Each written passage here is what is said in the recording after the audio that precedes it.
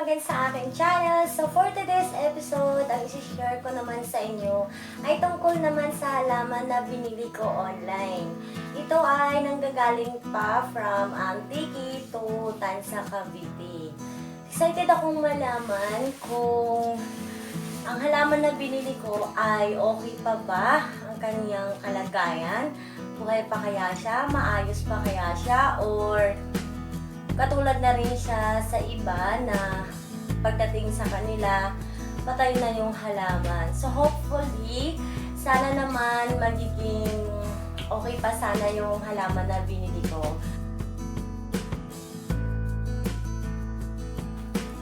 Yan yung dumating. Naninilaw na yung damo ng saging.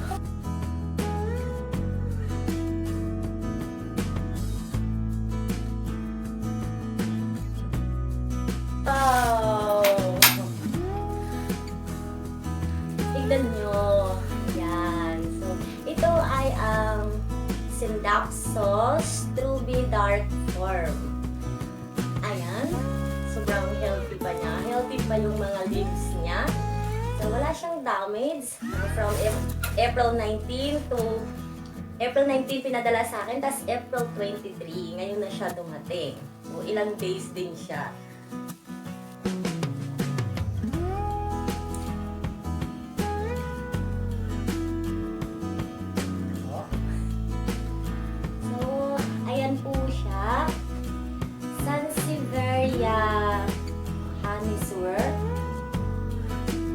Sansevieria honey streaker. Hindi ko pala natanong sa sealer kung streaker ba to o swirl. Ayan. Healthy naman siya. Ayan. So,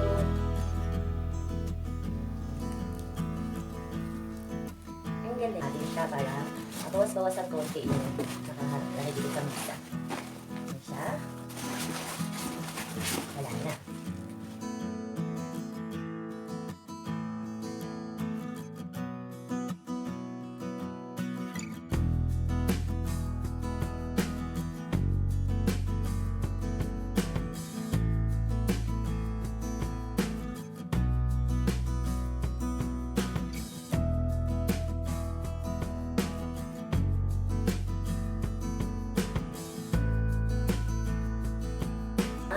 So, ito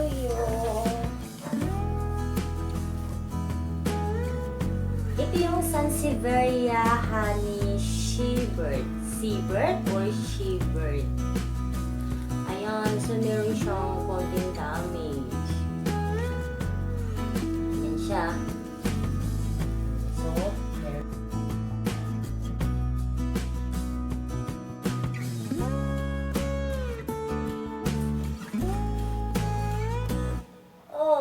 Sayang, naputol yung kanyang dulo.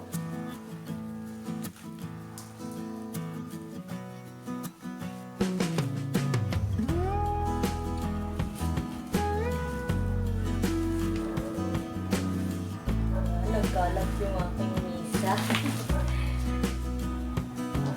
Yan. May kunting damage sa akin.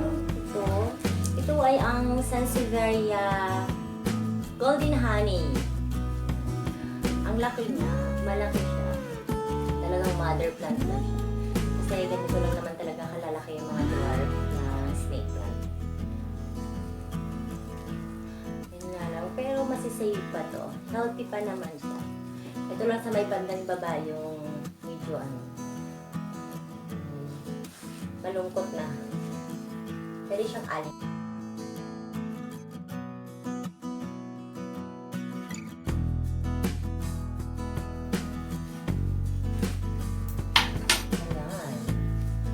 Kanyang baby, healthy lahat yung dahon, simula baba hanggang sa taas, at walang na-damage. Ayan. Healthy. Golden honey.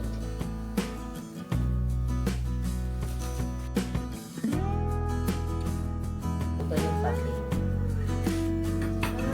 Ito ay ang sleeping potos.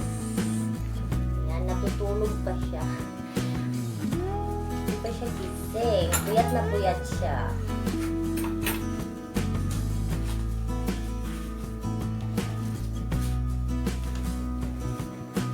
Ayan. Sleeping photos. Ayan. Ang ganda ng dahon niya. Talagang natutulog. Hindi pa bumubo pa. So, healthy din. Ayan.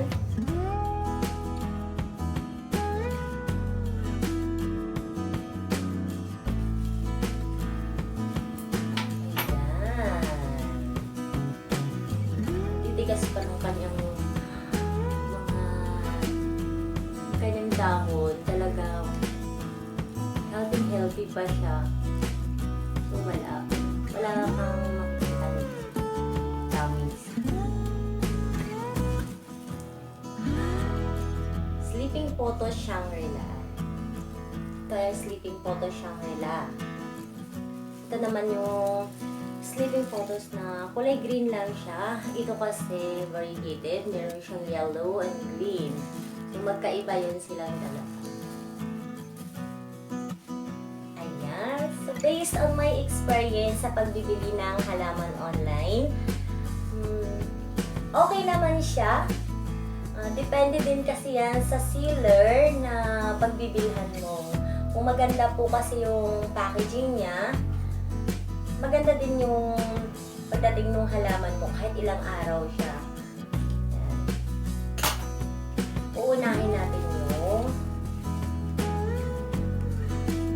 itong photos or sa syntaxis. Dito ko siya ilalagay.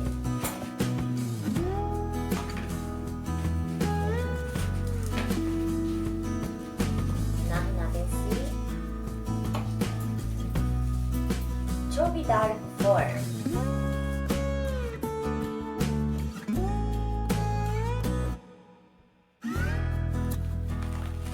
Dapat kapag bagong bili pa po yung halaman natin, dapat ilalagay lang po natin siya sa maliit lang po ng pot para iwas growth rot. Kasi kadalasan problema ng ating mga halaman, nagkaka-rot rot sila kapag malaki yung pot na pinaglalagyan natin. Kagaya nito, balik siya sa umpisa kasi naggalaw yung kanilang roots at ilang araw din silang nasa biyahe. So, stress yung halaman.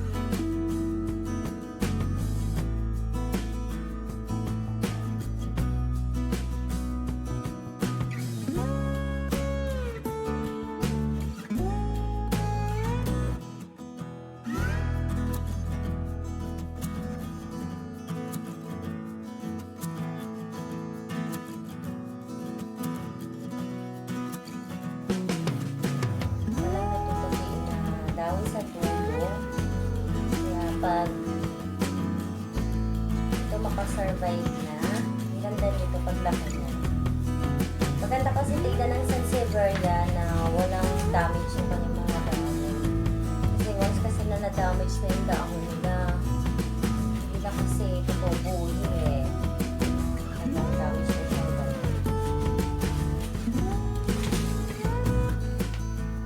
Sayang yung unang Sansevieria ko na rot rot-rot lang siya.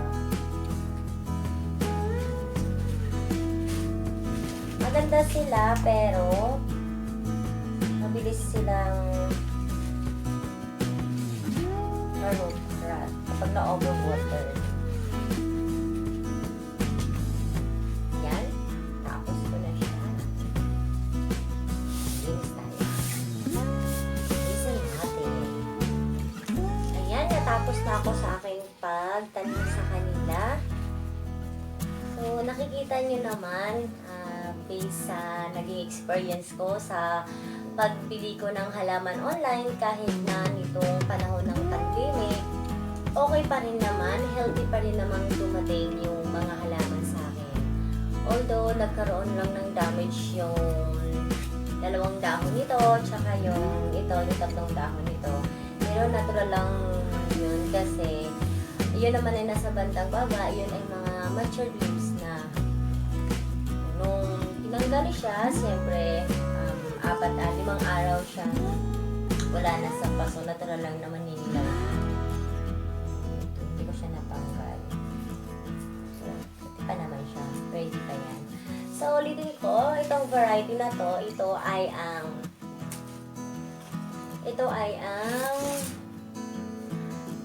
Sansevieria Golden Honey. Ayan. Ito ang lalaki niya kasi mother plant na. Saka ito malaki din. Saka ito naman ay ang Sansevieria Seabird. Kung titignan nyo, akala nyo kagaya lang siya nung isang Sansevieria Dwarf Silanica. Kasi ganito din yung pattern ng kanyang leaves. Ang kaibahan lang kasi nagkakaroon siya ng yellow dito sa bandang gitna. Yun kasi ay wala. Green lang siya na may stripe. Ito, may yellow siya sa bandang gitna. Ito naman ay ang Sansevieria Honey Swirl or Skipper. Hindi ako masyadong familiar sa kanilang dalawa kasi medyo magkalapit yung kanilang tsura. Kailangan ko pa siyang itanong sa seeder na pinagpinan. Ito naman, ito ay Sleeping Photos. Kulay green lang siya. Ito yung Sleeping Photos Shangri-La. Variegated or Sleeping Photos Variegated. And ito ay ang Syndapsus Chubby Dark Form. Ayan. Halos malapit na siya sa black color. Napaka-dark yung pagka-green niya.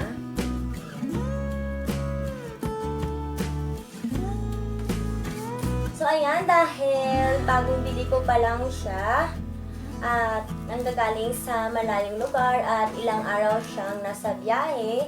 So, ang halaman ay stress kapag ito ay ibabiyahe. Kaya, pahahamugan ko lang muna sila, hindi ko muna sila didiligan para iwas naman po road rot. Para mag-survive naman yung binili kong halaman. Kasi yun yung pagkakamali ko dati. Pagkatapos ko siyang itanim, dinidiligan ko siya kaagad. At ang naging cause po noon ay nag-road rot siya at tuluyan na po siyang namaalam sa akin.